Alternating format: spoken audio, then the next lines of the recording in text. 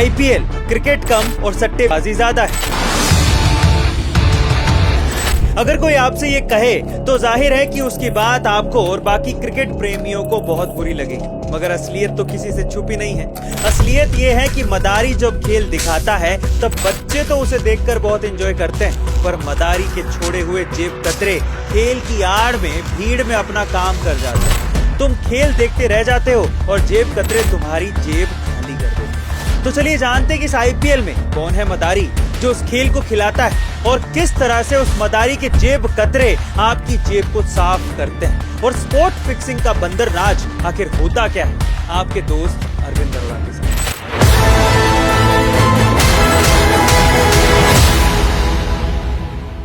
Chapter 1, मदारी का खेल, spot fixing.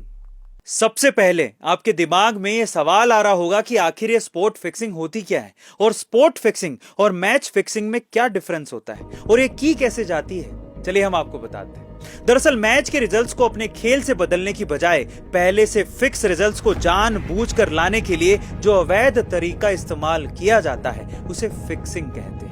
ये स्पोर्ट फिक्सिंग शब्द कुछ साल पहले ही चर्चा में आया था। यहाँ ये समझ लेना बहुत जरूरी है कि स्पोर्ट फिक्सिंग और मैच फिक्सिंग ये दोनों अलग अलग शब्द हैं, क्योंकि मैच फिक्सिंग में तो पूरा खेल ही पहले से तय होता है, पर स्पोर्ट फिक्सिंग में कोई भी टीम या खिलाड़ी मैच के सिर्फ उस हिस्से में धांधली करता है जो स्पोर्ट फिक्स किया जाता है। यानी किसी ओवर की किसी गेंद पर जानबूझकर वाइड बॉल फेंकना या नो बॉल फेंकना। यही नहीं, स्पोर्ट फिक्सिंग एक क्रिकेटर और एक सट्टेबाज के बीच आपस की अंडरस्टैंडिंग से की जाती है, जिसके मुताबिक एक क्रिकेटर को सट्टेबाज द्वारा लगाई गई सट्टेबाजी के हिसाब से ग्राउंड पर परफॉर्मेंस देनी होती है।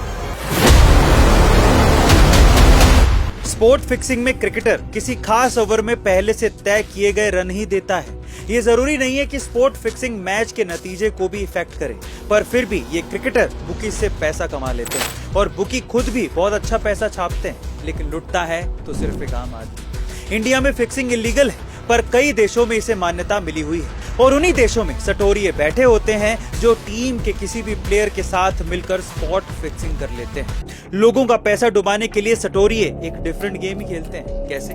सटोरिये किसी बॉलर को नो बॉल फेंकने के लिए कहते हैं। उधर मार्केट में लोग सट्टा लगाते हैं कि ये नो बॉल नहीं होगी। सट्टा लगवाने वाले उस वक्त ₹1 का 100 या 500 का भाव कर देते हैं। प्लान के मुताबिक बॉलर नो बॉल फेंक देता है और लोग अपना लगाया हुआ पैसा हार जाते हैं। चैप्टर 2, आईपीएल में मदारी के बंदर। स्पोर्ट फिक्सिंग के सबसे पहले आरोप लगे थे भारत के तेज गेंदबाज श्रीशांत पर।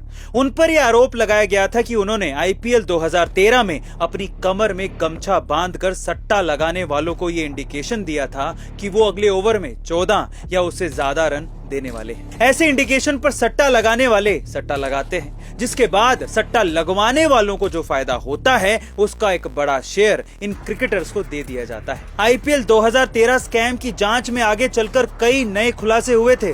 तब जाकर पता चला था कि देश में क्रिकेट को चलाने वाले कुछ नामचीन लोग भी इस स्कैम में शामिल हैं। अब आप समझ ही गए होंगे कि मैंने वीडियो की शुरुआत में आईपीएल को क्रिकेट कम और सट्टेबाजी ज्यादा बेवजह नहीं कहा था। साल 2013 में सिर्फ श्रीशांत के मैच में ही स्पोर्ट फिक्सिंग नहीं हुई थी, बल्कि उस साल मुंबई में राजस्थान रॉयल्स और मुंबई इंडियंस के बीच हुए मैच में, 5 मई को जयपुर में राजस्थान रॉयल्स और पुणे वॉरियर्स के मैच में, 9 मई को मोहाली में राजस्थान रॉयल्स और किंग्स 11 पंजाब के बीच हुए मैच में भी स्पोर्ट फिक्सिंग की गई थी। चैप्टर 3, मदारी के जेब कतरे। स्पोर्ट फिक्सिंग का जब खेल खुला तो एंटी एक्सटॉर्शन सेल ने बुकी सोनू जालन को मुंबई में दबोच लिया।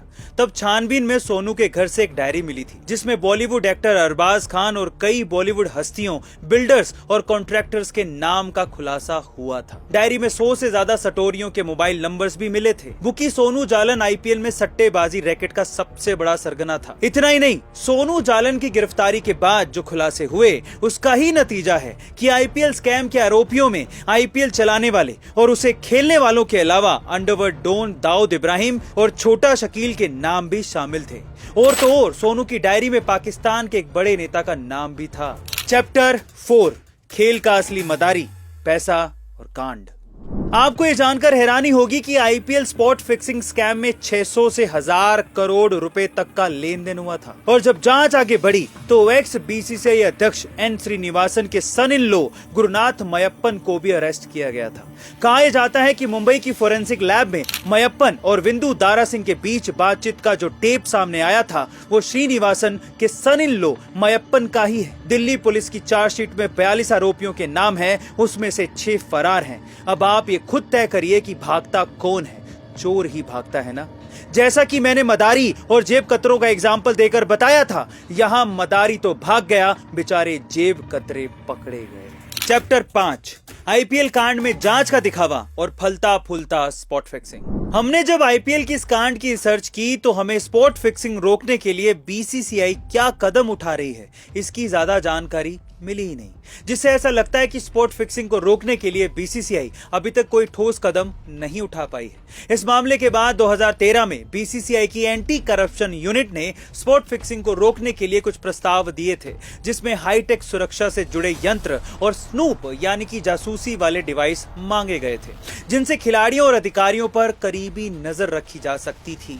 लेकिन उस समय खुद बीसीसीआई के ही कुछ अधिकारियों का कहना था कि इन स्पाई कैमरों से खिलाड़ियों और अधिकारियों की प्राइवेसी का उल्लंघन होगा, जिसकी वजह से स्पाई कैमरे लगाने का आइडिया ठंडे बस्ते में चला गया।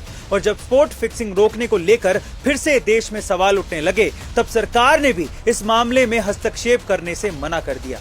इसके 6 साल बाद यानी साल 2019 में बीसीसीआई के एक अधिकारी ने मैच फिक्सिंग को रोकने के लिए कोई ढंग का उपाय सोचने की बजाय सट्टेबाजी को ही लीगल करने का सुझाव दे दिया। आईपीएल के इस बंदर नाच का कंक्लूजन।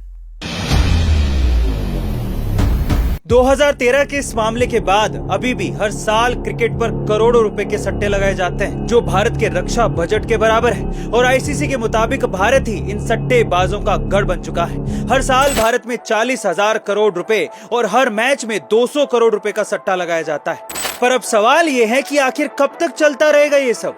जो खेल पूरे देश को एकजुट करता है, उसी खेल को आज सट्टेबाजों ने अंदर से खोखला कर दिया है, जिसके चलते अब क्रिकेट अपनी क्रेडिबिलिटी खो रहा है। इसलिए क्रिकेट जैसे खेल को अंदर से खोखला करने वाली इस बीमारी को जड़ से खत्म करने के लिए सरकार को कदम उठाना जरूरी है। आपकी इसके बारे में क्या राय है कमेंट सेक्शन में जरूर लिखिएगा। और आगे किस टॉपिक पर आप हमसे एनालिसिस या वीडियो चाहते हैं ये भी जरूर बताइएगा। हमारे चैनल को सब्सक्राइब करना मत भूलिएगा और सबसे इम्पोर्टेंट हमारी इस नई शुरुआत को लोगों के साथ शेयर करना मत भूलिएगा।